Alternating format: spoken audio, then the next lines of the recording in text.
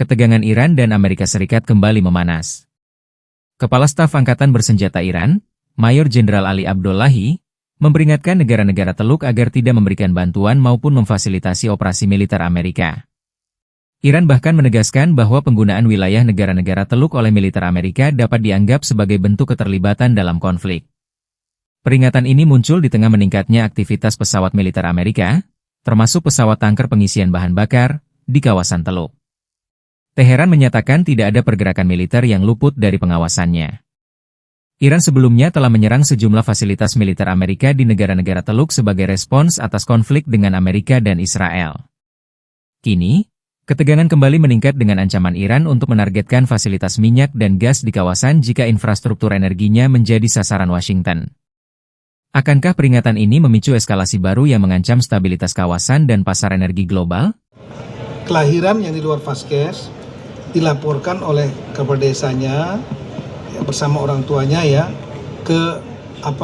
bisa ke Vaskes setempat atau langsung ke Dukcapil setempat sehingga bisa langsung dikeluarkan akte kelahirannya juga. Sama nanti surat edaran itu saya akan jadikan satu juga dengan data kematian. Jadi kalau ada kematian yang terdaftar, ada juga yang langsung dikubur kemudian nggak terdaftar. Kita perlu juga data kematian.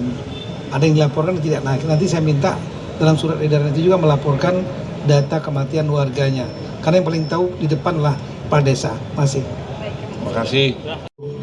Platform yang penting, fondasi datanya adalah dari data Dukcapil.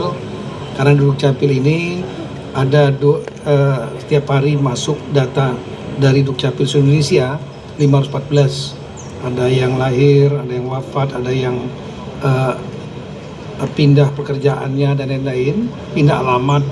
Ya, jadi 290 juta lebih penduduk Indonesia sekarang itu 97,8% sudah terekam biometrik wajahnya, tangan fingerprint dan retina. Nah, data ini tentu dapat dimanfaatkan oleh banyak pihak, terutama oleh pemerintah. Kita sudah membuat kerjasama lebih kurang 7.000 lebih penjalin kerjasama memanfaatkan data ini, termasuk yang platform-platform online financing, perbankan dan lain semua untuk dunia komersial. Nah, khusus untuk pemerintah selain Kementerian Sosial, Bansos agar tepat sasaran, yang tadi perintah dari Bapak Presiden kepada Bapak Luhut, 243 daerah kita sedang bergerak. Nah, ini Pak Menteri Kesehatan idenya kan banyak sekali beliau. Nah, bagaimana Pak Tito kalau kita bikin akte kelahirannya, sistem di Dukcapil yang punya data lengkap masyarakat Indonesia digabung dengan sistemnya beliau, data sehat, satu sehat, diintegrasikan supaya setiap anak yang lahir langsung diberikan akte kelahiran. Saya bilang sangat bisa sekali dan sangat mendukung sekali. Dan itu akan satu mempermudah layanan publik masyarakat. Ya, masyarakat nggak harus kesana kemari untuk ngurus akte kelahiran. Yang kedua, tadi bisa memutus pungli-pungli. Ya, karena biasanya kan akte kelahiran diurus nanti harus kesana kemari untuk bercepat mungkin ada sesuatu.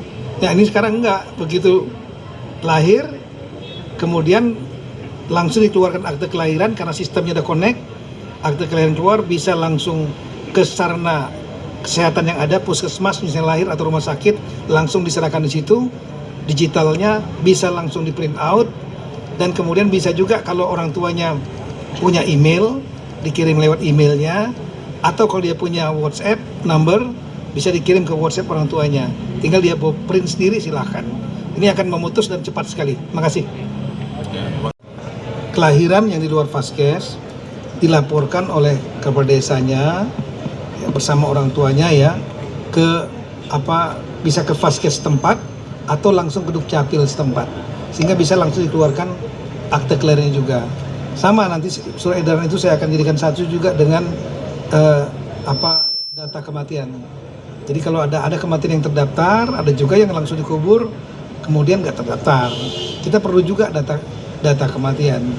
Ada yang dilaporkan tidak. Nah, nanti saya minta dalam surat edaran itu juga melaporkan data kematian warganya. Karena yang paling tahu di depan lah kepala desa. Masih. Terima kasih. Ya, kalau ada ibu yang melahirkan anak-anak itu sekitar 4,8 juta setahun atau 13.000 per hari, kartu akte kelahirannya termasuk kartu keluarganya dan kartu ibu anaknya bisa langsung keluar secara digital, bisa di print out, bisa juga dikirim.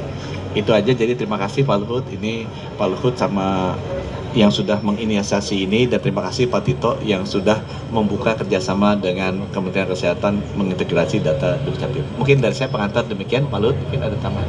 Ya, dari saya sudah saya jelaskan tadi, kerjasama ini kami mulai sebenarnya sejak COVID, ya, sejak COVID dengan Pak Tito, dengan Pak Budi Sadikin. Jadi sekarang berkembang terus, dan arahan Presiden ya kita harus memanfaatkan teknologi, dan sekarang ya, dan ternyata setelah kita gunakan AI, prosesnya jauh lebih cepat dan jauh lebih akurat. Jadi saya sudah jelaskan tadi, bulan Oktober tahun ini akan di roll out oleh Presiden. Sekarang tadi Pak Tito sudah beritahu ada di 243 kabupaten sambil berjalan untuk tadi piloting. Jadi sekarang dari 514 kabupaten. Jadi saya kira semua masih sesuai target, dan saya mohon dorongan dari teman-teman media karena ini untuk kepentingan nasional kita, dan Presiden juga sudah merintahkan untuk kita gunakan digitalisasi yang disupport oleh AI. Saya kira itu aja. Pak Tito, silakan. Sementara itu, Kapolresta Banyumas mengaku telah berkoordinasi dengan Polda Metro Jaya terkait penyelidikan kematian orang dekat Febri Ardiansyah Sutrimo. Kapolresta Banyumas menyebut siap melakukan ekshumasi jika diperlukan Polda Metro Jaya.